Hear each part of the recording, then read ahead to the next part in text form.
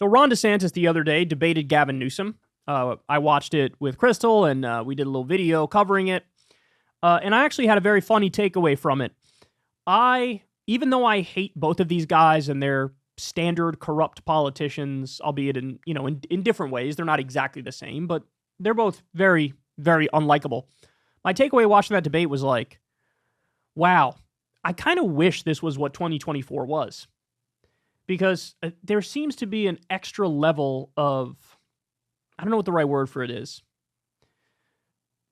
incomprehensibility with having another Biden versus Trump election. It just seems like that it can't be. It can't be. It just can't be. Biden's so old, he looked like he died 17 minutes ago, and Trump is up on 91 criminal charges. He was just found liable of fraud, and he tried to steal the last election. So to have both these guys, it's like, Jesus Christ. So I'd rather have standard scummy politician Ron DeSantis and standard scummy politician Gavin Newsom. And it almost felt like back to normal in a sense. It felt like Obama versus Romney in 2012, like that debate, or like Bill Clinton versus George H.W. Bush. So anyway, that was my takeaway from that. But now Ron DeSantis has been, he's being more adventurous now. He's going on media outlets that won't just coddle his ballsack. So here's him. He went on NBC News. Again, got to be more adventurous when he's down as many points as he is. And he's being interviewed by Kristen Welker here. And this moment was particularly embarrassing. He's going to be asked about Trump calling Democrats vermin. Let's see how he handles it. Ask you about the GOP frontrunner. Mr. Trump is campaigning on the idea of retribution. He's promising to jail his political enemies if he's reelected. He's also referred to some of his political opponents as vermin, language that people, frankly, across the political spectrum say harkens back to Nazi Germany. Do you think that kind of language is presidential? Well, I think even beyond that, the issue is why are you running? Are you running for your personal issues, or are you running for the American people's issues? And I'm running for the American people's issues. And now part of that is this government is out of control. We have seen weaponization of agencies like the DOJ and the FBI and the IRS. I'm going to end that weaponization. But that's not because I'm doing it for me. It's because I'm doing it for the people that have been under the thumb of these agencies, and I'm going to restore the rule of law. So I think if Donald Trump is saying his whole thing is retribution for himself, well, what about all the other people that have had issues with that? So he was asked if he would condemn Trump calling Democrats vermin, and his answer is like, let me dodge that completely and just rant about how the justice system is biased against conservatives and Republicans. Look, Ron, this is why you're not breaking through. Because he thought the way for me to defeat Donald Trump is to go to his right, pivot to his right, and act like I'm the most conservative one in this race. And so, for example, as governor of Florida, he signed a 6-week abortion ban. When he previously had said he wasn't going to do that, he then went on to do that. Because he felt like if I just outflank Trump on the right on every single policy issue, then I'll win. Well, you're misreading the electorate. If you think the Republican base cares first and foremost about policy and that they're to the right of Trump, you're wrong. First of all, the base is all vibes, and that's why they love Trump. He triggers the libs the best. They like the way that he makes them feel. That's what goes on with Donald Trump. But for you to dodge the most easy question in the world and pivot to, well, he's just all about himself, whereas I am about crusading to protect all conservatives and Republicans. And by the way, the system is biased against conservatives and Republicans. So as you're trying to attack Trump without attacking Trump, you end up bolstering his argument of like, oh my God, there's this political witch hunt against me and it's unfair. And he's basically bolstering that argument when throwing a softball down the center of the plate.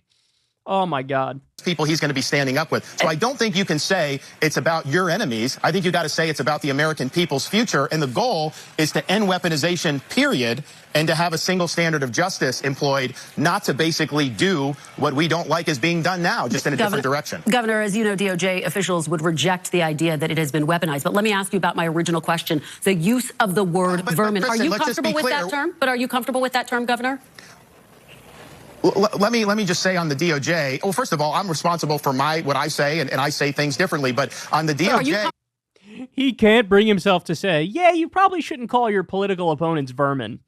And the FBI. Let's just on my question, though, Governor. Excuse me. What I'm not comfortable with is FBI agents going after parents going to school board meetings. I'm not comfortable with DOJ FBI working with tech companies to censor dissent. I'm not comfortable with how this has been. Ask him how he feels about Elon announcing he wants to ban decolonization and from the river to the sea on Twitter. I'm against the suppression of free speech, unless it's pro-Palestinian free speech, in which case, you gotta do what you gotta do. You know what I'm saying? Power has been exercised, and you have an agency that is very political. People say, oh, their career, but it's 99% donations to Democrats. You are seeing how that happens. So I don't use the same rhetoric that he does. I conduct myself in a different way. I think I conduct myself in a way that's more effective as a leader. Part of what you have to do is you have to be strong. You have to deliver big results. But what you don't want to do is you don't want to alienate people for no reason. And I think some of the reasons why he struggled electorally is because it's not even about the policy. It's about some of these other things. So do you condemn the use of the word vermin? Do you condemn the use of the word vermin then? I don't use the term, but what I don't do is play the media's game where I'm asked to referee other people. He's responsible for his words. He's responsible for his conduct. I'm responsible for mine. But I will tell you, more important than the choice of words is, why are you running? If he's running for personal retribution, that is not going to lead to what we need as a country. You got to be running for the American people and their issues, not about your own personal issues. And that is a distinction between us. I am focused on the folks. I am focused on what they want to see done for this country in a positive direction. I'm the vessel, but ultimately it's not about me. So here's why this is such a terrible answer. The answer was sitting right in front of his face. Hey, should you call your political opponents vermin? Well, Hillary Clinton called her political opponents deplorable, and everybody in the country mocked her and laughed at it, because no, if you're running for president, you should try to represent all Americans, not just Americans who agree with you ideologically. You have to represent Americans who also disagree with you ideologically. So would I call Democrats vermin? No. I want to win not every single Republican vote that I can get, but also every single Democratic vote that I can get. That's how you answer the question.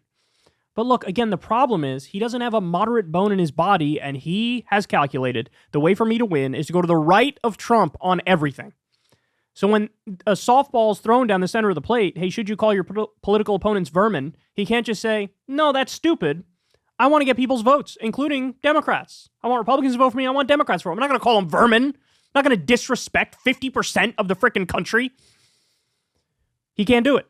He can't do it. He does this weird thing where he dodges it, and then he's like, well, we got to stop the weaponization of the Justice Department and stuff, and everything's so biased against conservatives and Republicans. It's totally unfair, man. I don't know what you're talking about. That's such nonsense. Oh, my God. Oh, my God, that's such nonsense. I mean, you have charges right now and investigations into Hunter Biden. You have charges and investigations into Bob Menendez. The idea that it's like, they never go after Democrats. That's nonsense. Oh, it's so stupid. Anyway, look. You wonder why he's failing miserably. Well, it's because of this. He's just not a crafty, clever politician. Hey, y'all, do me a favor and like and subscribe. It helps out big time in the algorithm. Click the bell as well for notifications when videos drop, and watch that video on screen right now. You know you want to.